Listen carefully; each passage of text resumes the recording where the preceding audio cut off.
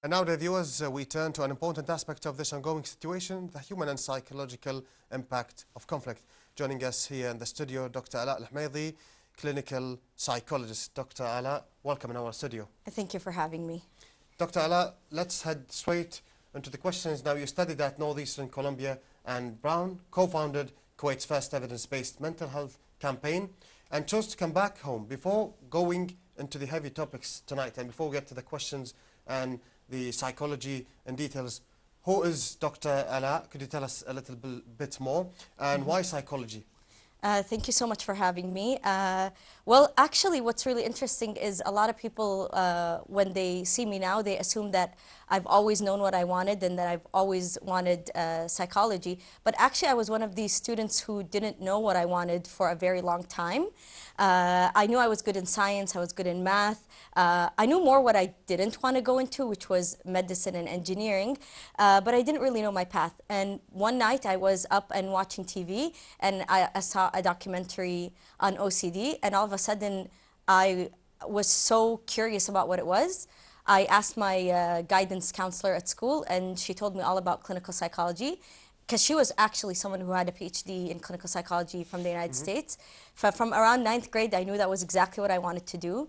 I think we all have a natural curiosity to understand ourselves and help others, and I found that psychology is my way to that. And you found yourself in the field of psychology? Yes, I really did. I really did. And now, heading straight into the field of psychology, many people use words like sadness and depression and interchangeably, as if they mean the same thing. But clinically, could you tell us what they mean as in the clinical terms, and how can the average person differentiate between the two? Yeah, that's a very good question. Let's differentiate between sadness and depression. Sadness is a human emotion, and all human emotions serve a function, right? If we didn't feel sadness whenever we lost something, then we wouldn't step back and recuperate. We wouldn't lean on support. Emotions are fundamental, but the difference is an emotion, one, it's related to a specific event. It tends to be time limited, and it's transient. يعني when things get better, you go back to normal. Mainly you go back to your baseline.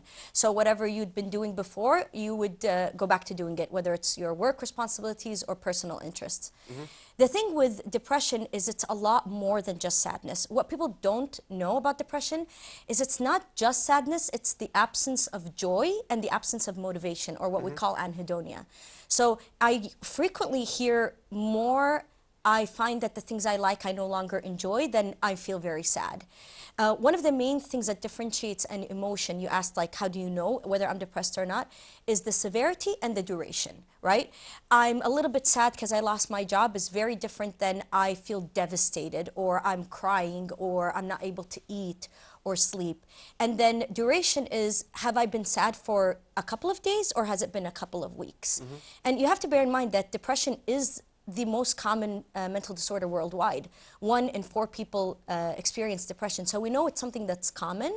It's just knowing the difference between if it's just an emotion and I move on from it, or a disorder that has many other symptoms, including obviously on the more severe end, that sometimes people might feel hopeless or helpless, or might have thoughts of not wanting to be here anymore. Yeah. And so before we move on, so can we say that if the duration is less, then it's more inclined to sadness? Yes. And if it's higher, it's depression? Yes.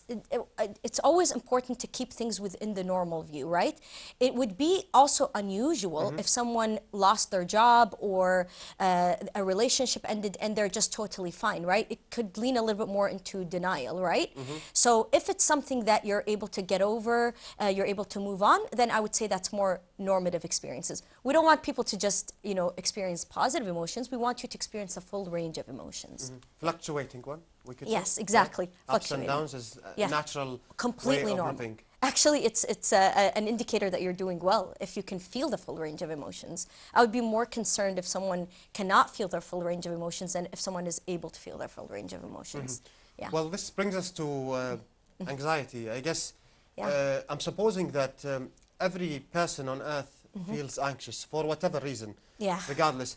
Absolutely. So how can they know if they have, if it's a problem, if it's a, for example, generalized anxiety disorder, or for example, a disorder itself. So, and what are the other lesser known? less anxiety disorders? That's a really good question. So, depression, as I told you, is extremely common. There are indications that show that anxiety is actually becoming just as common, if not more common than depression. You need to remember that anxiety is, again, a very natural emotion, right? Anxiety is our body's response to threat, right? So, for example, you and I are sitting right now in the studio. If a bear walked in, we should actually get up and run away. That is our body and our brain responding the way it's supposed to. The thing is with anxiety, it's when it responds to a threat that is either no longer there, or is not as immediate as it seems, or is not as realistic as it is. So anxiety overestimates the risk in the situation and underestimates our ability to deal with it. Generalized anxiety is the most common anxiety disorder, and it is mainly characterized by excessive worry. So it's the people who you would hear say, I overthink a lot, I worry a lot, and it's not going to be on one topic.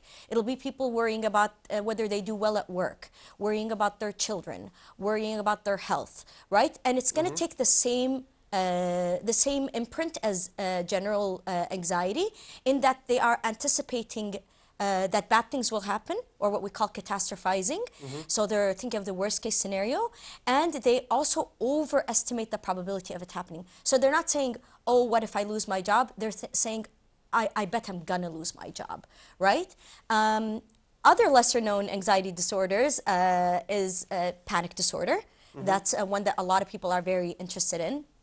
A fact that I like to say about panic disorder is usually it's diagnosed actually by emergency doctors, because it's people coming in convinced that they are going to have a heart attack.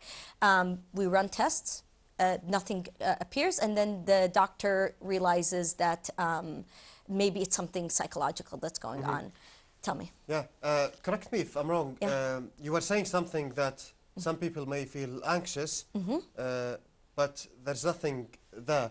So could it be that there is something, but they can't identify it, therefore they need help? Yeah, so when does anxiety get to the point that it's a disorder? It's whenever the person notices that it becomes this general pattern. So they find that anxiety really is about living in the future, right? It's not being in the present moment. I'm constantly anticipating things are going to go wrong.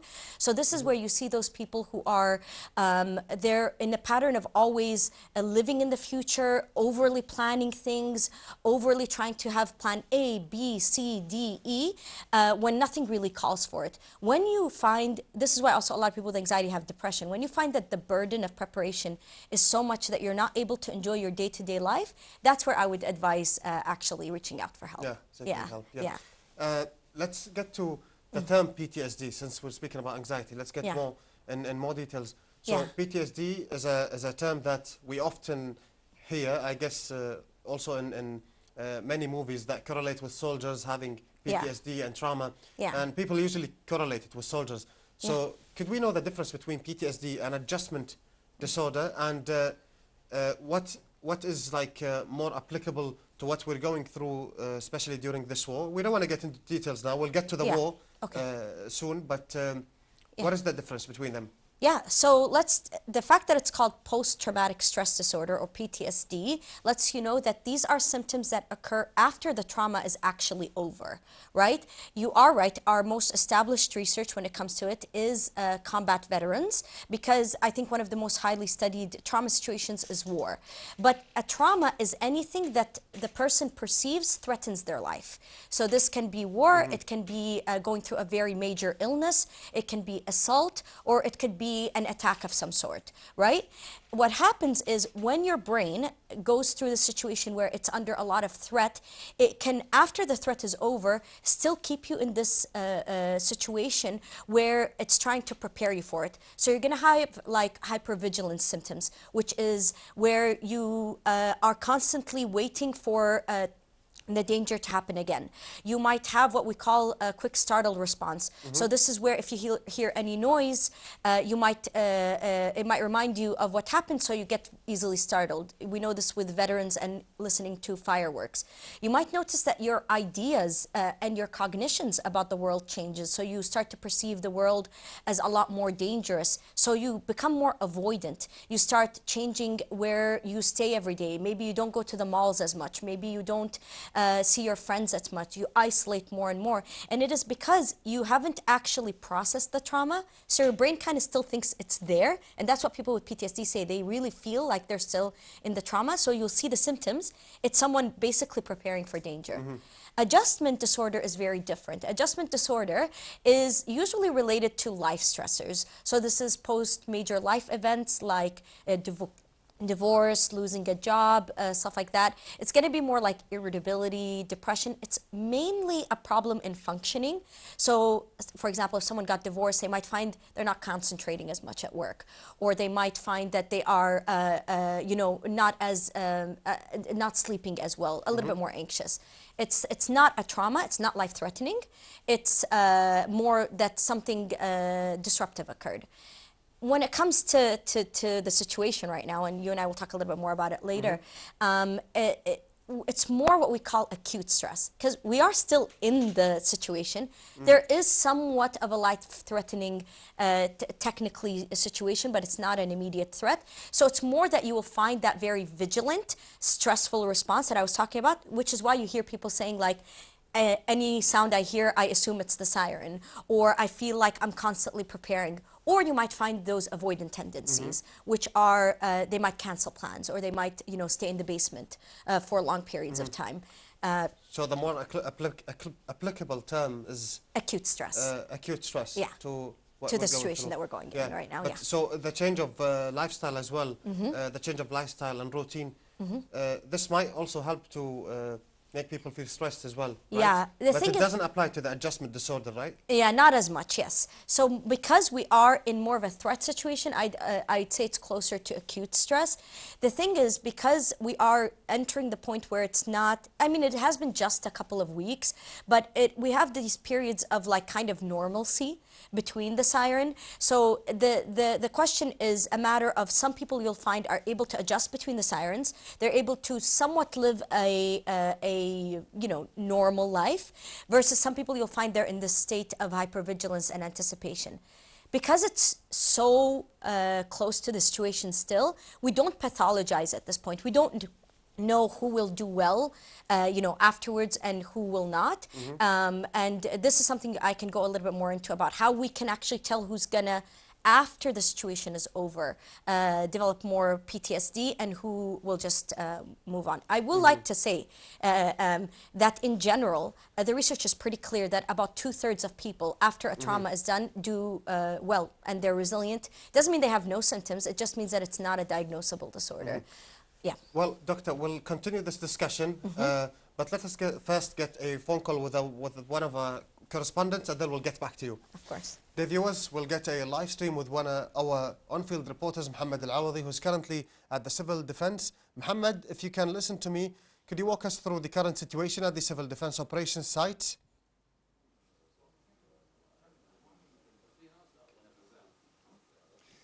Good evening, yes, Abdulrahman, and good evening to our special coverage viewers. Today I'm at the Civil Defence Command Centre, where operations here are running at full capacity as part of the emergency preparations plan that are in effect. This command centre houses representatives from different government agencies, including the Ministry of Defence, the National Guard, the Ministry of Interior, as well as other ministries, coordinating and for rapid response in case of any emergency. They are working here around the hour, and they are committed, and they're taking care of us right now. That's how the Central Operations Room is managing real-time development across the country.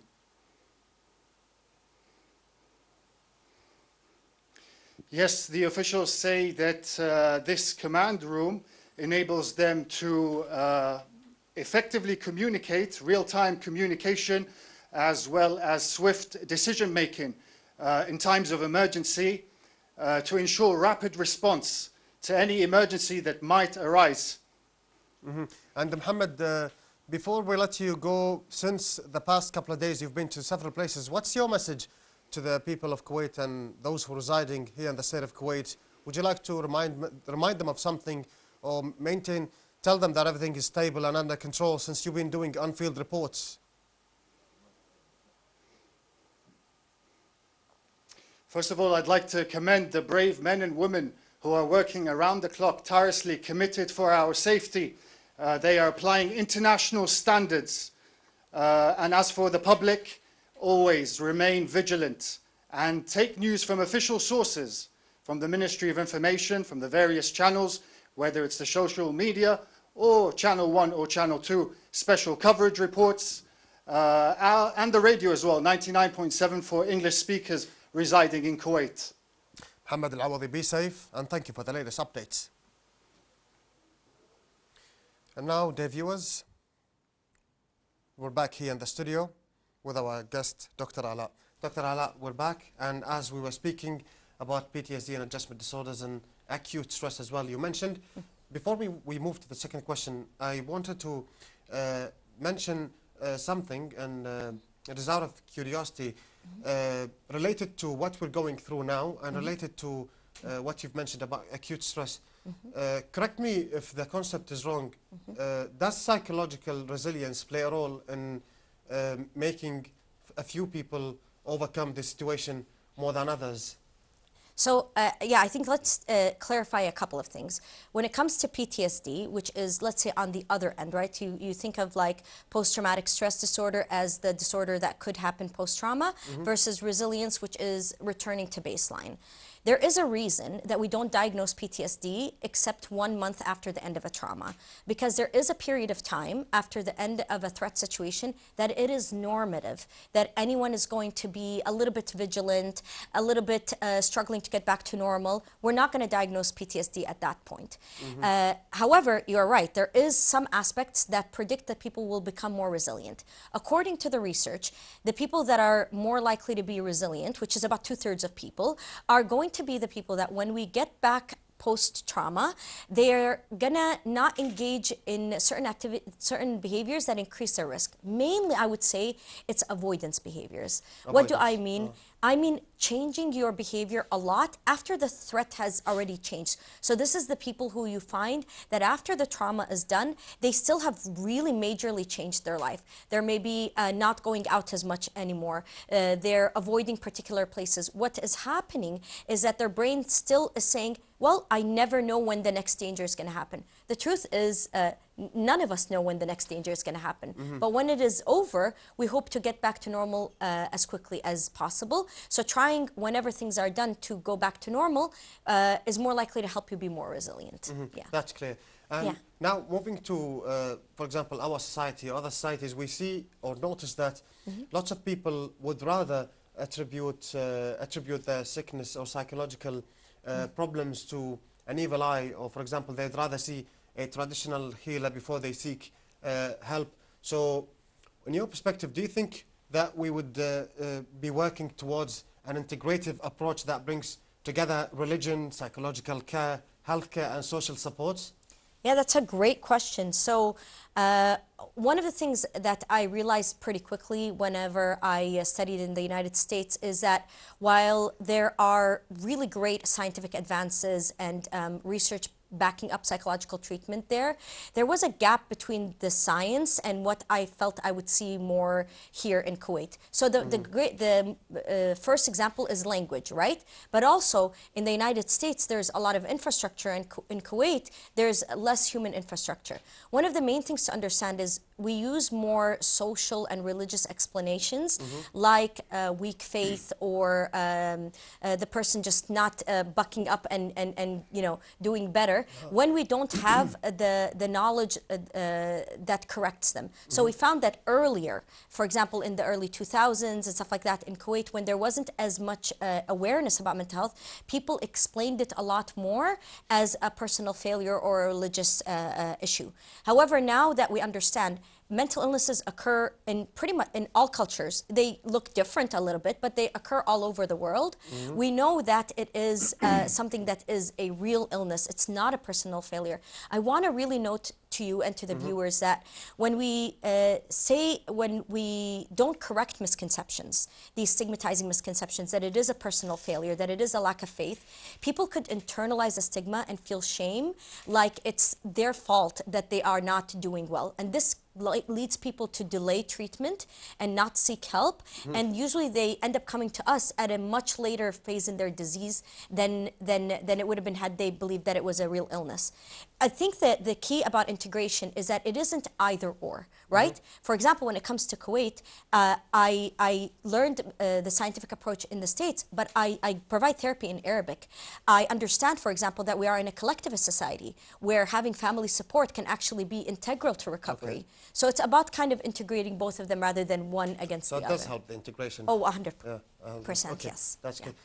So, Doctor, you're a perinatal mental health expert, and postpartum depression, if we get to that, which is, I think, depression after giving birth. Yes, simply. In the Arab world, it's significantly underdiagnosed, if that's correct to say. And many families don't recognize that it's real.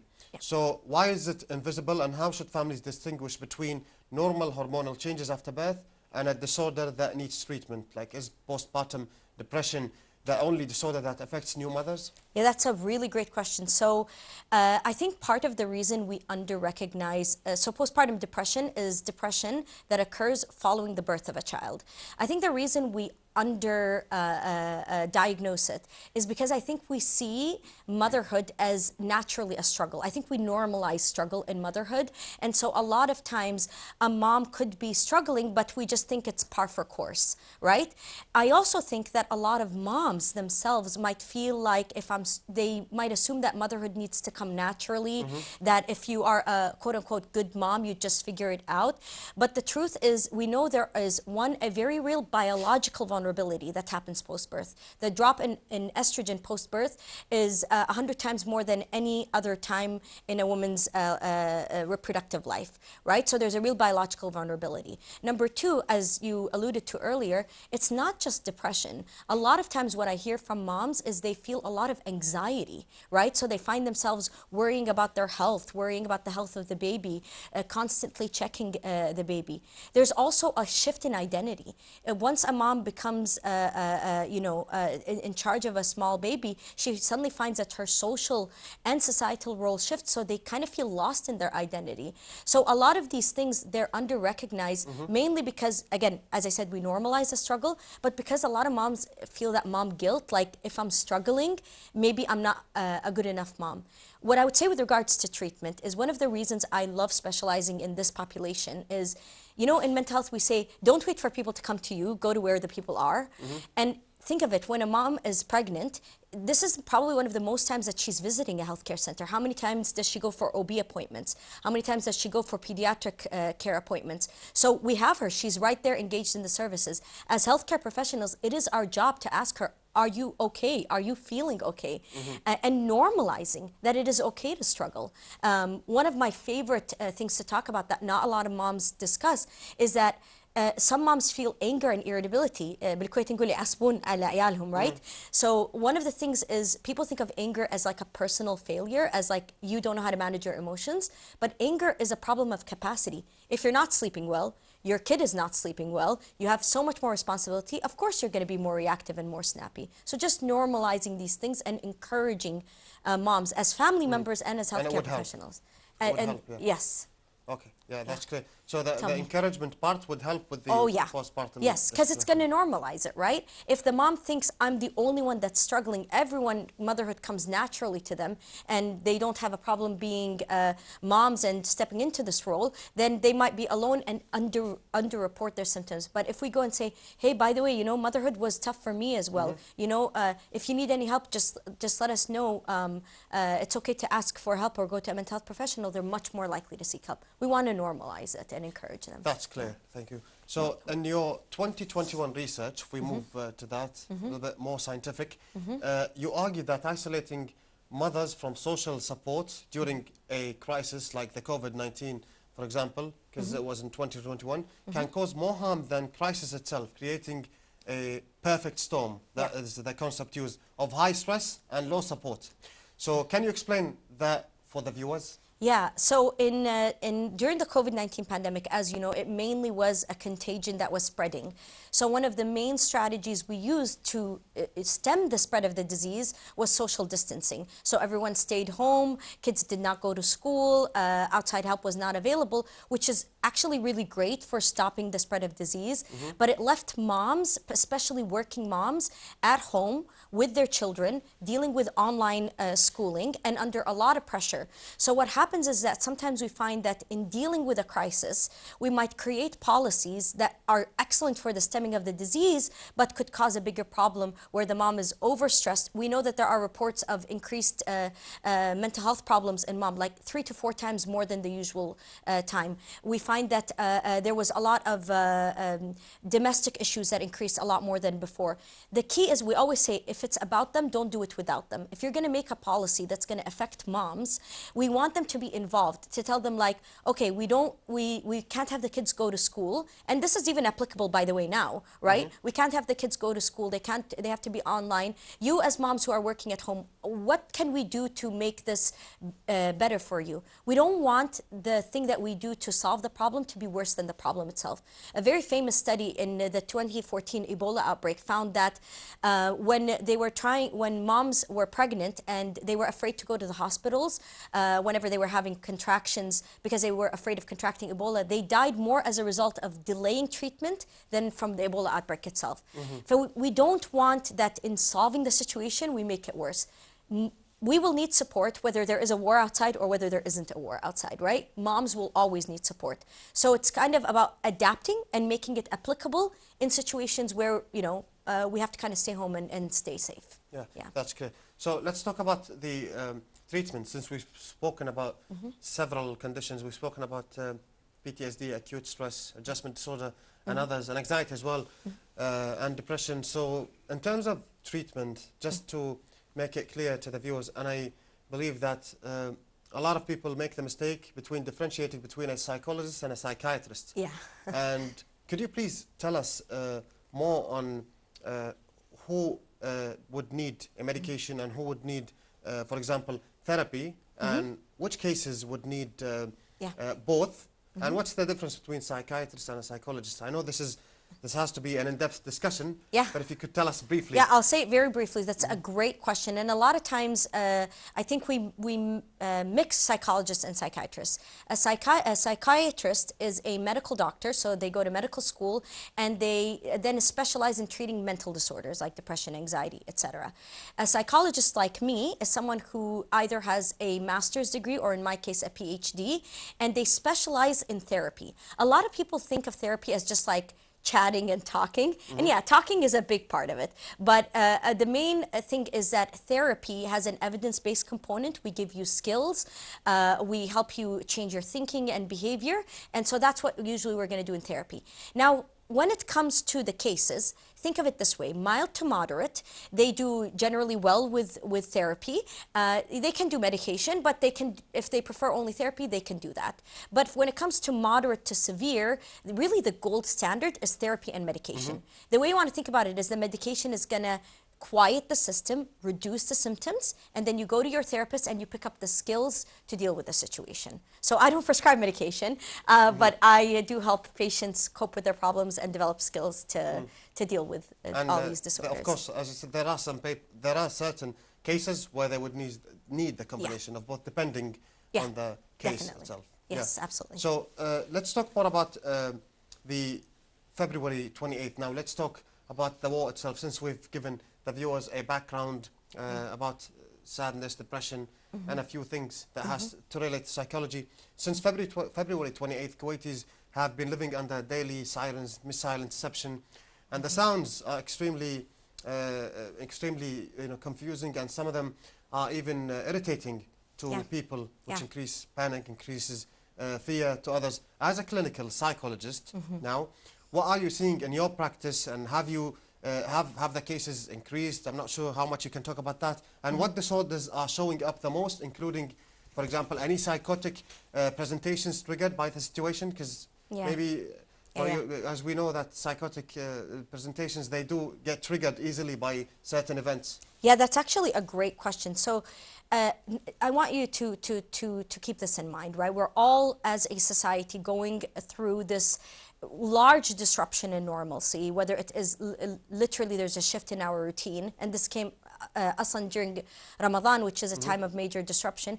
But as I was saying earlier, whenever there is this perception of threat, our body goes into this threat mode, anticipating that things are going to go wrong, trying to be prepared. So that is what we call psychological distress, right? There is a pressure on the situation. So absolutely, if someone is already struggling with depression or anxiety or any of the other mental disorders, add to that the burden of an external stressor, you're going to see a flare-up. Generally, what I've seen is that there is, particularly for people with anxieties, because this is a threat and anxiety kind of latches onto threat, I've seen an increase in that. And I've seen that particularly people who have children, I've seen a lot of them, it's been a struggle for them because they're already dealing with their own struggles. Add to that the responsibility and the management of children who are themselves scared. Those are the patients in which I've seen a little bit of a struggle. When it comes to a psychotic episode, I've personally not seen it with, in my own clinic, but absolutely you are right. We know this with the research that as long as there is a increased level of distress or stress, anything could tip over the edge, right? So if someone has already a biological vulnerability to psychotic episodes, they are more likely to tip over the edge. It's still extremely rare. They're a very, very small, rare percentage. But I always like to say, you as individuals, but also as clinicians, our job is to see how much off the baseline is the person. Are they like just doing a little bit worse, or are they doing significantly worse? And maybe we need to scale up treatment a little bit, maybe introduce additional medications or uptake therapy. Yeah. And as you mentioned, could you see or could we see an increase of severity of cases as the days go on? Because it's only been 14 days. As you mentioned, maybe some cases would only show after several weeks. Yeah. Could that happen? It's honestly a mixture of both. In some ways, the more something happens, the more we get used to it. So there's like what we call the new normal, which a lot of people who went through the COVID-19 pandemic, will relate, right? We all saw that after a while we kind of got used to this new normal, right? So there are some people where it could be like an initial jump in their symptoms and then it regulates as they adapt more. The thing is, because this is an unpredictable situation, we don't know, maybe in a week or so it might get better or it might change. There is going to be a portion of people where, because this stress could turn into what we call a chronic stressor, it could be that their symptoms get worse with time. One thing I want to say is, if you are already in treatment, these are usually the people that are, I've actually heard this in my own practice, like some people have told me, like, I feel like I'm not doing as bad as I thought I was going to be doing. And that's because they're people already in treatment, right? So they've been working for months on picking up coping skills, on dealing with it with a therapist. So I would more pay attention to people who are not engaged in treatment, who are not currently in therapy. And those are the ones I would say, if you find that the severity and the duration is a lot, maybe it's time to actually seek help. And there's been a national, I think, interest in reaching out to mental health services. Yeah, that's clear. Now, let's get to this question now. Dr. Dalal, who's also your sister, who shares the same profession to you, on a KTV2 special, on a KTV, sorry, Al-Akhbar channel special coverage, also has said and talked about the body's cortisol response, which peaks about 40 to 60 minutes after a threat and takes about an hour to subside. But sirens, our sirens, they go off sometimes daily, sometimes at 3 a.m. during suhoor. So what happens when the body never gets a chance to calm down? And what should a person do to calm themselves? So what about between the sirens? How can people try to maintain some normalcy during these uncertain times? Yeah, absolutely. So the thing about the cortisol response in our body is our body, remember, your brain is wired to keep you alive. It's wired to help you survive, right? So usually threats that put you in survival mode are short, and after the time passes, as Dr. Dalal was saying, within an hour or so, you can go back to baseline, where your nervous system kind of calms down. The issue, as you were saying, is that one, the sirens are unpredictable, and two, they happen in times where you should be resting. So the best thing that I like to say is, when it comes to the sirens, I want people to not constantly be anticipating them. We don't want to constantly be expecting them, but we also don't want to be surprised by them whenever they happen either, right? So what happens is, because it is unpredictable, when the siren comes on, it's normal that you're going to be a little bit like put off or a little bit anxious. In between the sirens, I know it might feel like tough to get back to normal. Normal doesn't have to be I'm completely back to how I was pre-war. It could just mean that I am grounding myself. You want to focus on regulating your body, because if your body is regulated, your mind is going to be regulated. So the siren goes off, it stops. This is where you can do some breathing exercises. You can do some grounding meditations, maybe wash your face. Remember, if your body gets back to normal, then your brain can kind of bring itself back to the present moment. But because it is unpredictable, we have to be a little bit flexible with what we expect of ourselves, that we're not going to be completely at ease, because it is by definition an unpredictable situation. We just want to try to be as normal as we can in between, by relying on grounding techniques and kind of regulating our nervous system. Yeah, that's clear. Well, now a 2025 study that I've come across found that 52% of Kuwait's population experienced moderate to severe anxiety during the Gaza conflict, which took place about 2 years ago. So, and 88% were following the news obsessively. That was a war that happened in another country, and the people here were reflecting that way. What should we expect now that the conflict is on Kuwaiti soil? So these percentages, I found them surprising, to be honest. And the war wasn't in our country. That's a great study and a great question. So I think in this situation, there's some similarities and some differences, right? When it comes to the Gaza situation, I think one of the most important things to remember is that it's a genocide that's going on, right? It's an extreme situation. There's a lot of violence that's being broadcasted. And so people, their body, as they're watching these situations, it's going into threat mode. It's anticipating the situation. But because it's not happening in Kuwait, what you find more is like that anxiety for the safety of others, that feelings of helplessness, that feelings of wanting to do something but feeling like you can't do it. When it comes to Kuwait, because it's an immediate threat, right? Even if it's not, if it's more in the form of like sirens and we're not really sure, more of that unpredictability, you will find some of those similarities, right? You will be in threat mode, but it might actually cause you, because it's so proximal, to engage in a lot more behavioral changes. So you might find yourself preparing a lot more. You might find yourself maybe having more of visceral nervous or anxiety responses than when something was far away. What I would like to note that's very important in what you said is the media exposure. And this is where I think is the similarity between those two. I think the thing is that with social media, when we sit and we consume news a lot, whether it is we're looking at another conflict or our conflict, you don't give your body the chance to exit that threat mode. So it's not surprising that it's correlated with media exposure. This is why a lot of the advice recently has been to, yes, follow the news when you need to be up to date, but not be exposed to it so much that your body doesn't have that chance to exit that threat mode and have a reduction in your cortisol. So following news obsessively could trigger anxiety. Absolutely, absolutely. Yeah. It's too much information. It's too much being in the threat mode all the time. You don't have the chance to reduce your anxiety. Doctor, let's get back to the 1990. A lot of people have experienced this, and this conflict or war may be triggering old traumas, or to say so. Now, for younger generations, this might be their first conflict.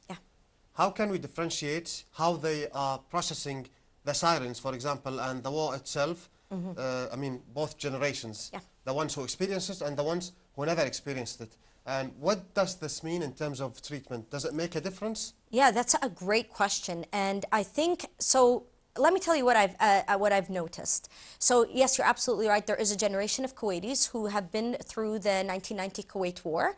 And I want to say that a similar thing that I've also heard a lot of people compare this to is the COVID-19 pandemic. There's some similarities to the 1990 war and some to the COVID-19 pandemic.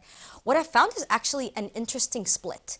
I found some people where they actually, when they come to compare the 1990 war, they're like, actually this feels a lot less, right? They talk to me about the troops coming into their house, about seeing the violence more up front. And so in some ways it creates what we see can happen in some people who've been through previous conflict, is that they remember how they coped with that, and so they're coping better right now. So some people, I've actually seen it that way. Same thing actually with people who've been through the COVID-19 pandemic. Some will say, oh, I've been through the online, I've been through the disruption, so that can happen. For some people who have had more intimate and direct violence or let's say personal loss in the 1990 war, no, I found that it's been more triggering. So for the people who it was, think of it like if your memory is more like that was really difficult and I lived through it, this is going to trigger like, oh, I can deal with it. If it's more like I've been through a lot of loss and it was very difficult, it can trigger some of those PTSD responses and some of those reliving. For the younger generation who've never been through it, well, first, a lot of them went through the COVID-19 pandemic, so it gave them some of that like, okay, we've been through a crisis and we've been through it. But this is where they're starting to develop new stories about safety and living in Kuwait and all of that. And this is where it's very helpful, particularly if they're a younger generation, that us as parents, we help them process the trauma, right? We help them, well, it's not really the trauma, or even process what's going on, right? If the younger generation, whether it's adults or children, are just left to kind of make the stories on their own, they might have more catastrophic implications. So this is where it's helpful for us to kind of like check in with them, explain to them that, you know, we've been through crises in the past, the government is trying their best to deal with this crisis, and that we will hopefully be able to also pass this as we've passed trauma. So, Doctor, about the older generations, are you saying that some of them developed resilience, that they are coping better now? Yeah, some of them, yes. And now, always, as I told you, you're always going to see some like this, some like that. But I've actually heard both. I've heard some who are saying like, you know, we've been through this in the past, we've survived it, we've surpassed it, and we can get through it. And some who feel like, I can't believe I'm back to this again. Remember, your brain will deal with the trauma or deal with the threat based on your own experience. This is why in psychology we never like overly generalize. I would say if you notice someone that's getting more of the triggering response, you notice them being more hypervigilant and all of that, this is where maybe they've had some unprocessed trauma when it comes to the 1990 war, and maybe processing it in therapy might help them be able to cope and adapt, and therefore hopefully cope a little bit better now. But yeah, it is an interesting finding, but I've been seeing that. And out of curiosity, could it be that some of those older generations, especially with, you know, age, the older age, it becomes probably more difficult to express. Could it be that they're, I want to use the correct psychological term, maybe using avoidance mechanism, avoidance mechanism, so that thus they are probably derealized from the reality itself? That's a good question. So a lot of times I get this question, like, how do I know if I'm avoiding reality and that's why I'm doing well, or I'm actually accepting reality and doing well? The difference is one is mindless and one is mindful. Right? When I'm avoiding, it's kind of like, I don't want to talk about it, don't mention it, ma fi al-afia, everything is okay. You're going to hear a lot of like minimization and a lot of like just acting as though everything is normal. When it comes to like, no, I understand that this is a threat, however, I am not, you know, catastrophizing this threat, it's going to be more normative. So they acknowledge, yes, of course there is a threat. If there is a siren, I will do what the government is asking me to do, whether that is to stay in, stay away from windows. But then when the threat goes away, I'll go back to normal. So one is mindless, I'm running away from it, and one is mindful. I see it, but I'm still living my life and doing what I need to do. That's clear. Yeah. Now, Doctor, experts are recommending limiting children's exposure to the news. I mean, news exposure, and using age-appropriate explanations, especially to what's going on right now, and maintaining the same routines so they don't feel a difference is happening. But how realistic is that, at least in our society? And especially when the household is awakened by, for example, sirens, awakened by missile interception or an rotating sound, and especially when Girgi'an, for example, is cancelled, and a lot of children were looking forward to it, and schools are closed as well. So, and sometimes children do hear their parents speak about that. So how possible and realistic is that? Yeah, that's a great question, and you're right. We don't want to be so normal that we're denying that something is different. You cannot act as though everything is normal when it is so disrupted, when we are at home, when our children are at home. What I'd like to say is I'd like to go back to that phrase of like, adaptive, somewhat normal. When we talk about routine during times of uncertainty, I'm not talking that it's back to how it was before. What I'm saying is, instead of having like a very clear plan, having some sort of rough plan for the day, for example. That's when it comes to routine. When things go, awry, for example, we cancel Girgi'an, can we adapt to the situation and maybe celebrate not in exactly the way that it is? This communicates to the child, some things have changed, but not everything has changed, right? You talked about how realistic it is, and I want parents to remember that the best thing we can do for our children is to be regulated ourselves, and we don't actually have to be perfect parents to be present parents, right? So if you are noticing that you are overwhelmed, that you don't know how to explain to your children, taking a minute to regulate yourself, being compassionate with yourself, and investing in self-care is actually helpful for the children. When it comes to actually explaining what's going on, you want to keep it age appropriate. Younger children, they almost like are not aware what's going on. We don't have to give them more information. They might actually express their worry in less verbal ways. So they might get tummy aches, or they might want to suddenly sleep beside you. You want to be flexible as a parent, right? So if they have tummy aches or something like that, ask them what's going on, reassure them reasonably, not like, oh, nothing's going to happen, everything's fine. Just like, we're dealing with it, I'll keep you safe. With the more adolescent children, they might actually be more curious. They might want to know more. This is where your role as a parent would be to actually give them the information so that they don't have to go to sources that might have more rumors and stuff like that. At the end of the day, we want to be parents that are adaptive and flexible, not perfect, right? So it's more about adapting the routine, keeping some anchors in the things that matter to you as a family than making things completely normal. And is there any age group you're targeting here when you're speaking? Yes, so when it comes to, you want to think of it as under 9, and then more like 9 and to like 14, like that, and then more like later adolescents. The younger children, they're going to be a lot more, as I said, like non-verb, like they're not going to, some kids are curious, but some of them might be like more withdrawn or get tummy aches. With those children, you want to validate their emotions. What does validate mean? It means I understand that what you're experiencing is normal. It's normal when you hear a loud voice or a loud noise that you will be scared. So first you validate and then you explain. So I understand that it is scary, but mama, baba, tara, when there is a loud noise, this means that the army is intercepting, or this means that the government is dealing with it. My job is to keep you safe. We are home. If anything changes, I will be the first to let you know. So you don't think it's a good idea that parents should lie about what's happening to their kids? No, no, no. So there's a very big difference between lying, which is changing the truth, versus there are some things that are not necessary to tell your children, right? So I wouldn't go into a lot of details, because even us as adults, if we have too much information, we're going to be overwhelmed, especially if it's information that the child can't do much about.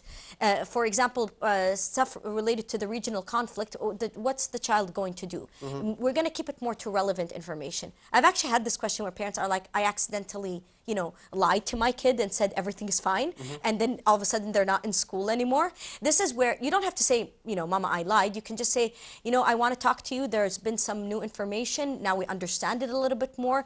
The government is trying to keep us safe, so we're going to stay home as they deal with the situation.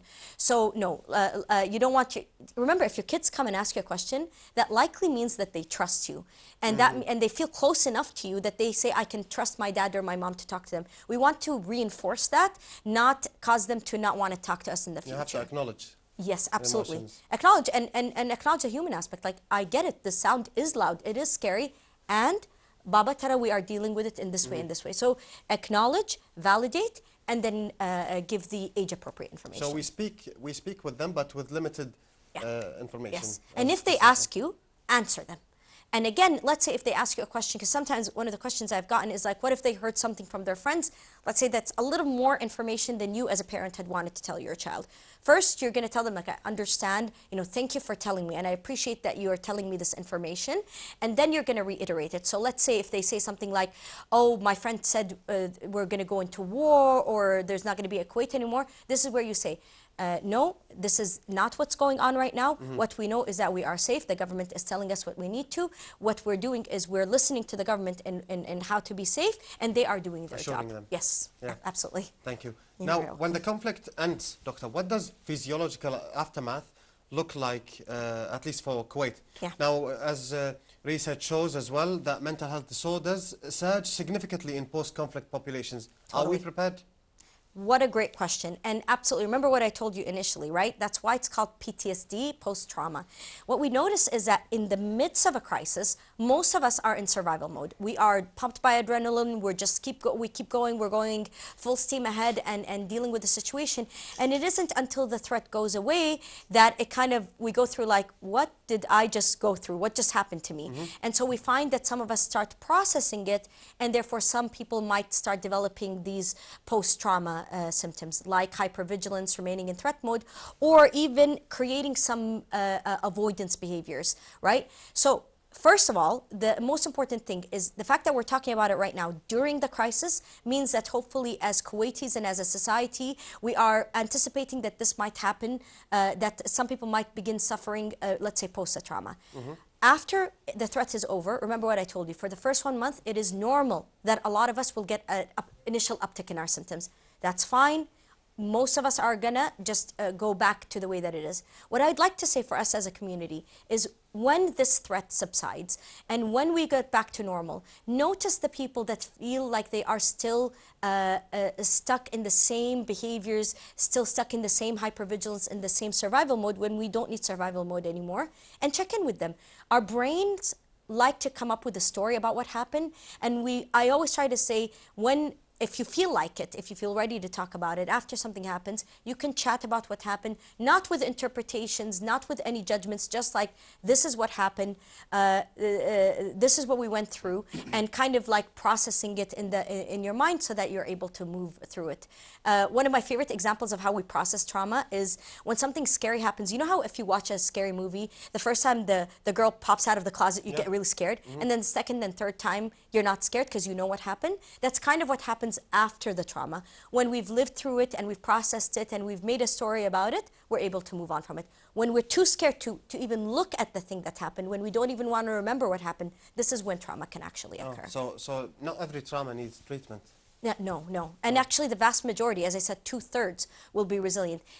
You always want to look at emotional changes and behavior changes. If they're feeling like they are, especially if they felt like their cognitions about the world changed, like they no longer feel like the world is safe, they no longer feel like they can trust people, this is where they actually are going to need more treatment. But we don't want to intervene too early because we don't want to pathologize normal behavior.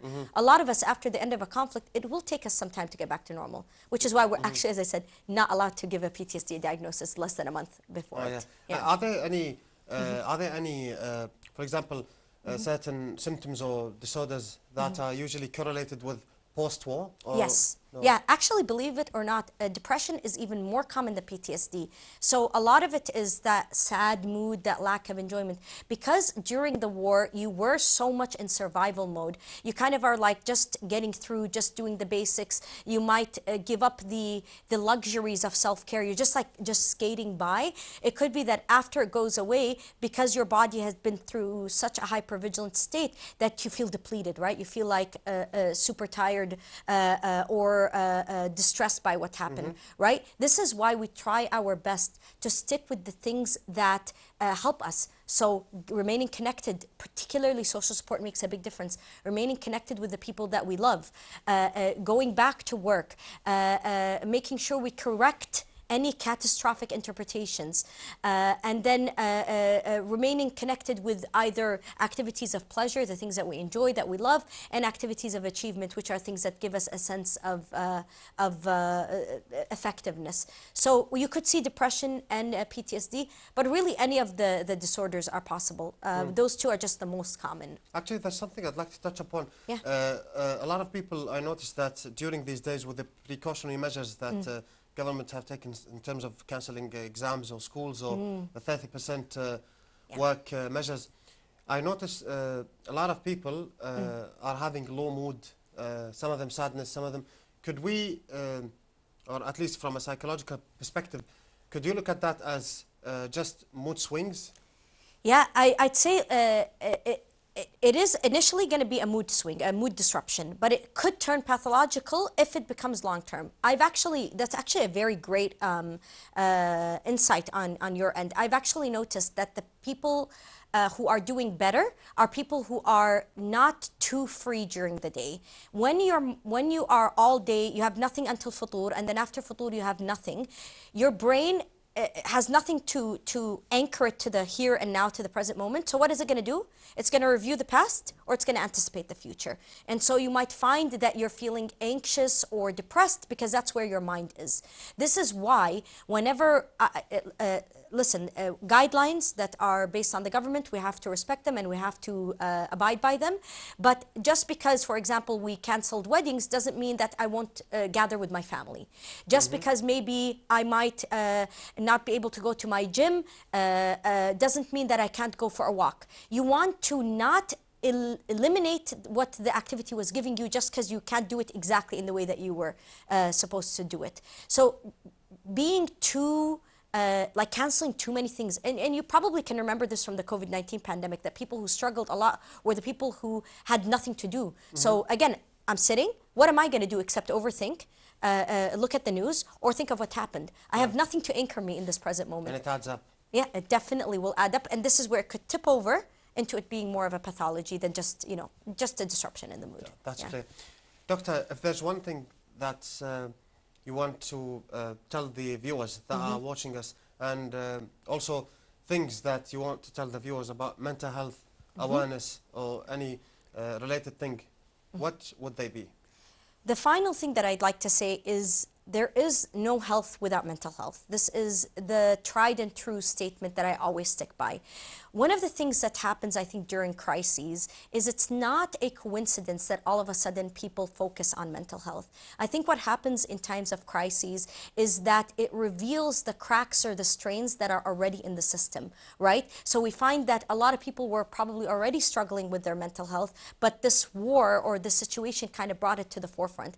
I want to remind people that mental health is not a luxury. It is something that is part of our life, right? It is something that we should be focused on throughout our time, not in times of crises.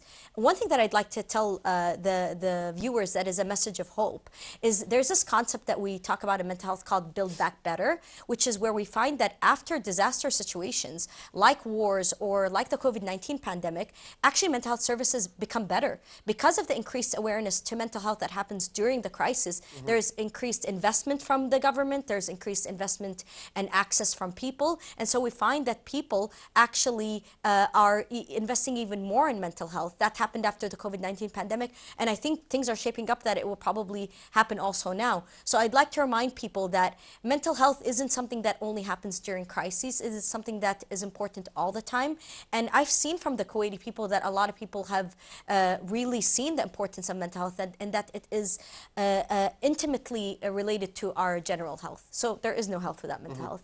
Dr. Alaa Alhomaizi, clinical psychologist, thank you for your time and elaborative and informative answers. You're very welcome. Thank you so much for having me. The viewers will take a short break and we will be back.